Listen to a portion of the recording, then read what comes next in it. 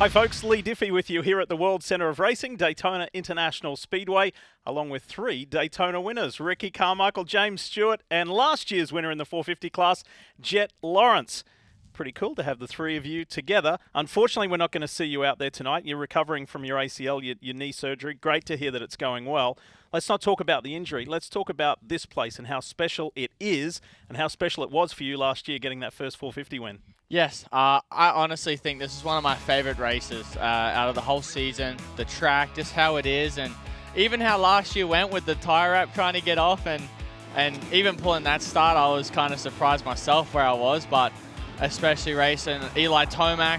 I mean, he's known to be very dominant here as well, and to beat him and obviously Chase as well was an awesome feeling for me and a big turning point, because I had a rough previous weekend in Arlington, so it was good to bounce back with that. But I think just the legacy that Daytona carries with itself, I think is just so massive in our sport. I think it just brings so much excitement. For me, I could probably speak for these two as well. It just brings so much excitement for us as race, because it's so different. You can send it a bit, but then you got to be cautious because of the ruts as well. So it's just an exciting race. Yeah, for sure. I know personally, and it seemed like that for last year. You knew how much this race meant to Eli, Yep. So even just the history of Daytona, we all know that, but knowing what it would do for your championship going against your competition, for me going into '07, I knew how much beating him here was a huge thing for me. I tried beating him in '06 and crashing, but were you going into last? Hey, you try. We all try. We try. Yeah. That's all you can do. So last year, was that an emphasis for you coming into this race to not only win Daytona, but to beat Eli in his own house? Yeah, I think it's a major thing. Obviously, whoever's best at that kind of track or arena or stadium, you kind of want to beat the best person. And obviously, Tomac's well known for being great here, and he's won, I think, is it 8? Is it? 7. Seven.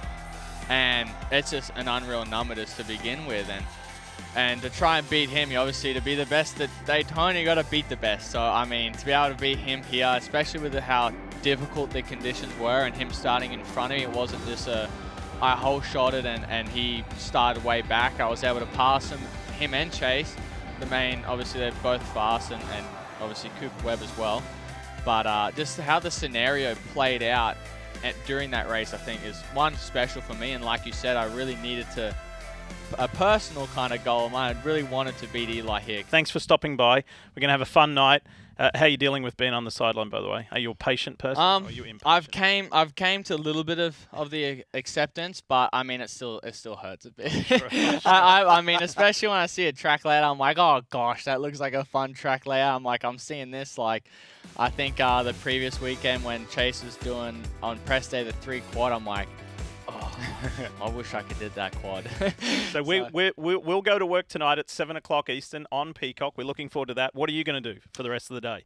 How are you spending the time here? I'm actually spending my time in the Lawrence fan zone. Oh, I'll be there with cool. with fans, chatting with them, getting to know them as fans, and for them to get to know me as well. I think a big thing in our sport is we get to get up and close with the athletes, and I think this is another way for the fans to get to know us as personally as much as we can, So I think it's a really cool opportunity for them, and we want to give them the best time as they can at the races. There he is, Jett Lawrence, 2-time and reigning SMX 450 world champion. He'll be back on his bike later in the year to try and get 3.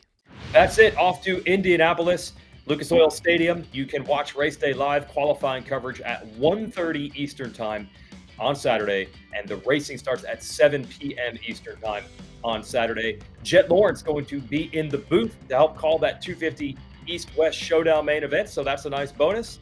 Going to be a great show. You can watch it all on Peacock and or the SMX Video Pass. Hi folks, Lee Diffie from NBC Sports here. If you truly enjoyed what you just watched, you can get more news, interviews, and highlights by subscribing to the Motorsports on NBC YouTube page. You can get it all, so go for it.